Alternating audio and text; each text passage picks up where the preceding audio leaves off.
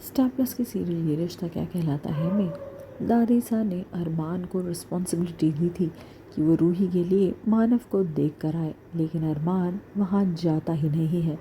यही बात रूही अरमान से पूछती है, तुम इसलिए मानव को देखने नहीं गए क्योंकि तुम्हें डर था कि कहीं मानव सच में बहुत अच्छा लड़का निकल गया तो फिर तुम क्या करोगे?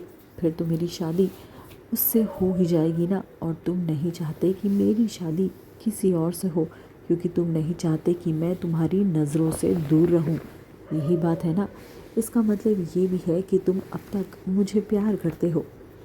ये सब चल ही रहा होता है कि अचानक से अरमान को एक इम्पॉर्टेंट कॉल आता है जिसमें पता चलता है कि अबीरा का एक्सीडेंट हो गया है।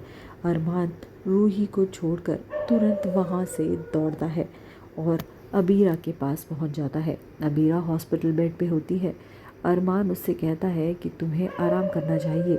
अबीरा कहती है, नहीं, मैं यहाँ भी पढ़ाई करूँगी, अपने केस की पूरी तैयारी मैं यहाँ भी करूँगी।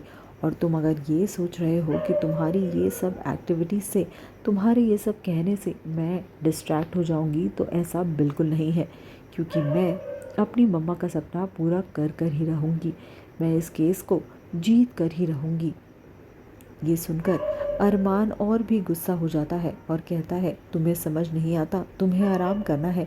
अमीरा कहती है, मत भूलो कि तुम मेरे साथ सिर्फ 1 साल के लिए हो, तुम कोई मेरे पति नहीं जो तुम मुझसे इस तरह बात कर रहे हो।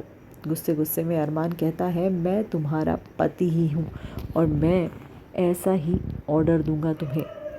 अबीरा अचानक से एकदम सरप्राइज़ हो जाती है। रूही इन दोनों की कॉन्वर्जेशन को सुनती रहती है क्योंकि रूही तो हमेशा से ही इन दोनों के बीच में आ ही जाती है।